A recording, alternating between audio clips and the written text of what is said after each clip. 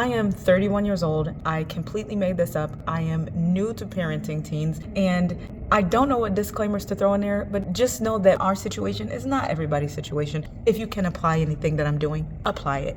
If you disagree, just disagree. If you agree, agree.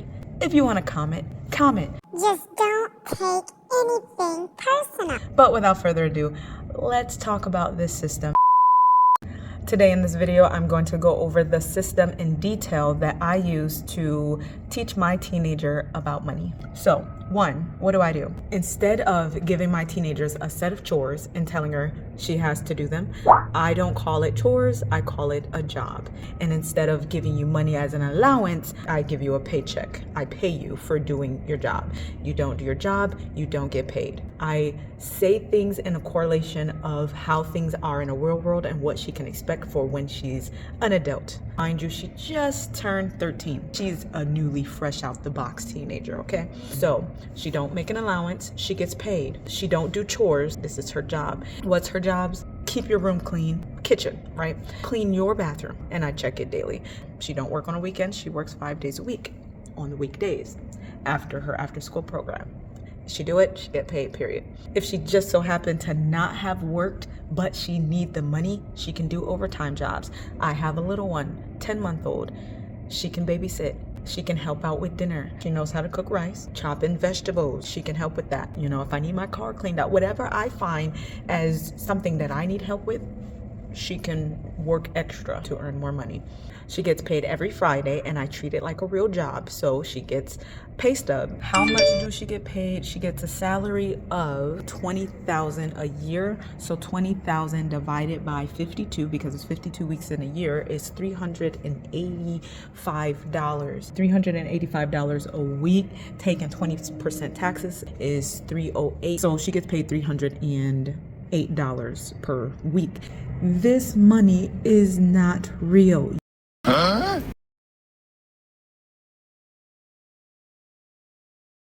You can get it off of Amazon. I am doing it as a teaching tool, a money learning experience of how she would expect to get paid in a real world and have to budget and save and manage her money. So I wanted to pay her kind of close to what she would get paid if she were to go work. With that being said, since this money is not real, how can I get her to take this seriously of her earning money? Why would she care and want to even earn the money? Okay, what can her money buy and how I'm using it as a tool to help her manage? Okay, one, she has bills. Yes, you heard me right. She has to pay her rent, PG&E, water, her device bill, and last but not least, she has a credit card bill. Since she just turned 13, we're going to put her in real life on our lines of credit so that by the time she buys a house, she will be well prepared. Okay, so I had to insert this clip because I didn't explain what I meant. Did you experience or know anyone who've experienced having bad credit before they even turn 18? If your parents have bad credit themselves and need to get a cell phone or need to get some utilities, sometimes they'll put it in their kids' names. So a lot of times when your child try to go apply and get those things themselves, they would already have bad debt if you didn't take care of that thing that you got put in their name. So if you can establish bad credit before your child turns 18, then the opposite is true as well. So I don't know if y'all know about this. You can go look it up. I'm not going to spend too much time on it, but you can, if you have good lines of credit, even if you don't have good credit, if you have a good line of credit, let's say if you have a credit card that you don't use or periodically use, even if you're you're in the process of rebuilding your credit and you have something in good standing, you can add your child's name to that line of credit, and their history begins when you first got that line of credit. So I don't want to spend too much time on that. Just know that you can establish good lines of credit with your kids early. They don't have to start out with no credit or bad credit at the age of 18. Get them established now, and let's continue the video.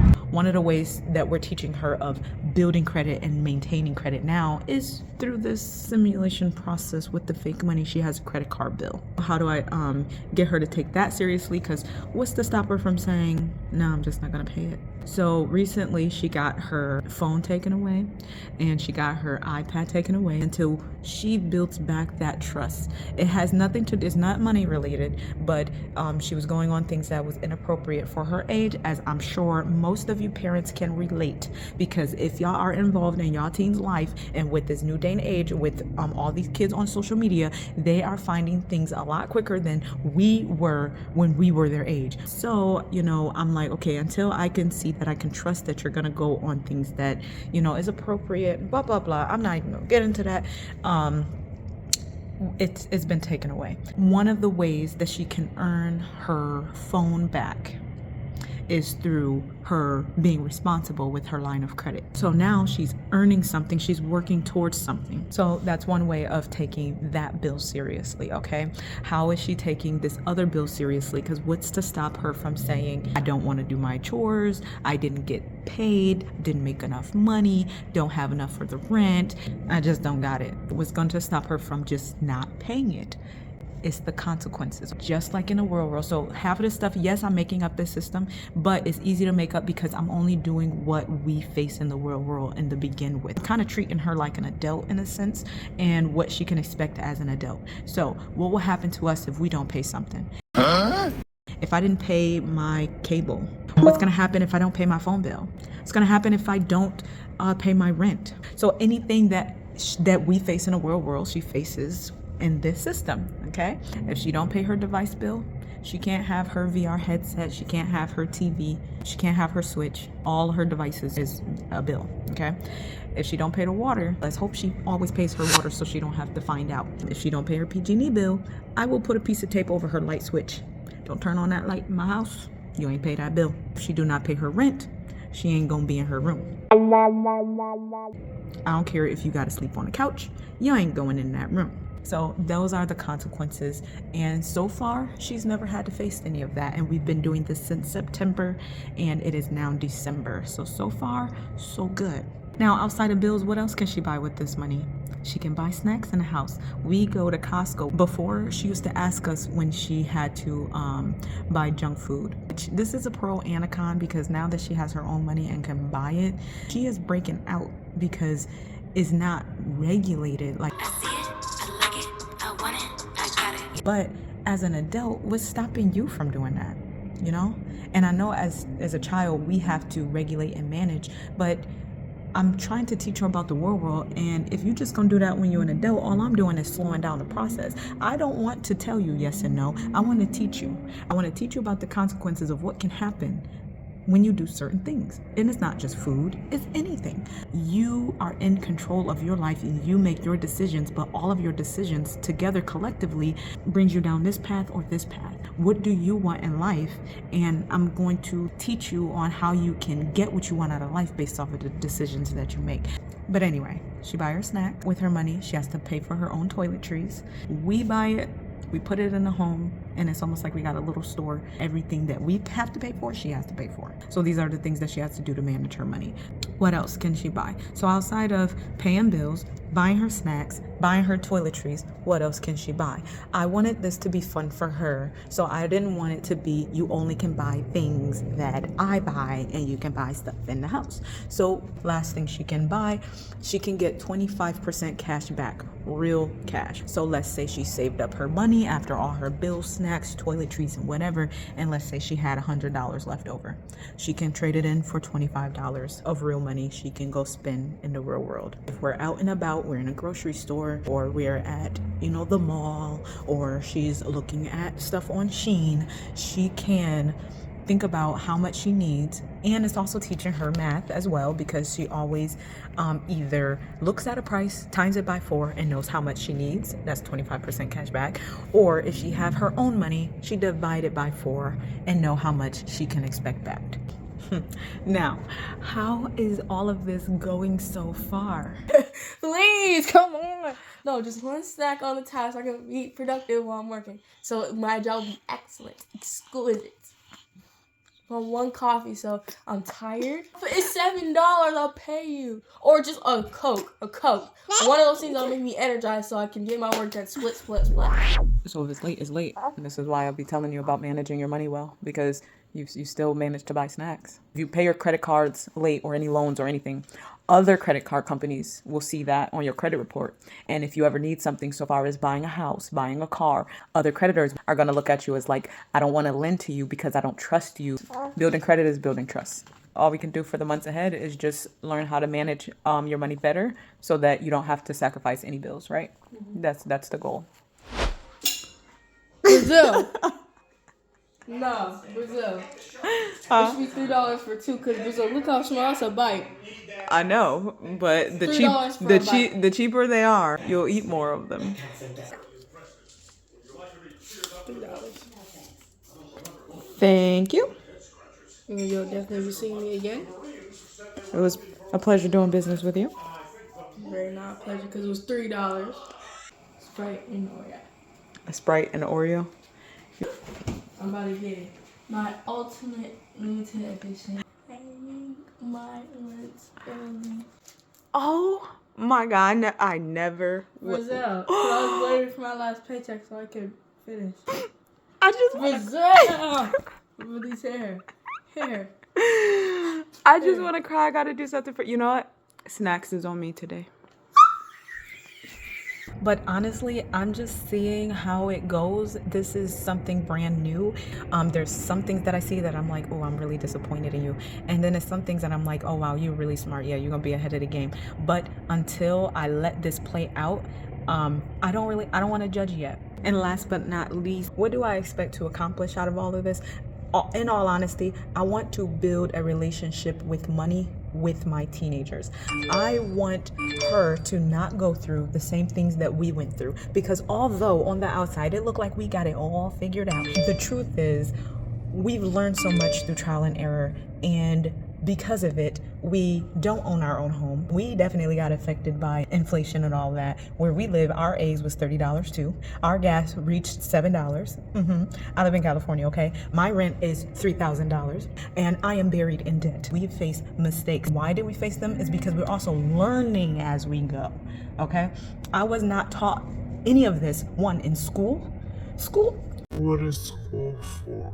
And I wasn't taught it growing up. Half of the people that I know is living in poverty themselves, so what can they teach me? I understand, and it is not diss or shade or anything to anybody. The things that me and my husband is facing now, it could have been a lot further on, had we learned or knew certain things. We don't have it all figured out, but to where we are now, for what we have figured out, we just want to pass that on to our kids so they don't even have to make the same mistakes, okay? So what do I expect to accomplish? Nothing but giving her an advantage. I want her to have a really positive relationship with money by forming her habits right now. We got a few goals, and we got some plans that she knows about. If I can get her in the habit of being responsible right now and paying her bills and her rent right now, and she's only a kid, by the time she is 16 and do start to get that feel of getting paid real money, going out, getting a job and doing that, we're going to continue the same system, but with her real money. Let's say when she's 16, she's paying about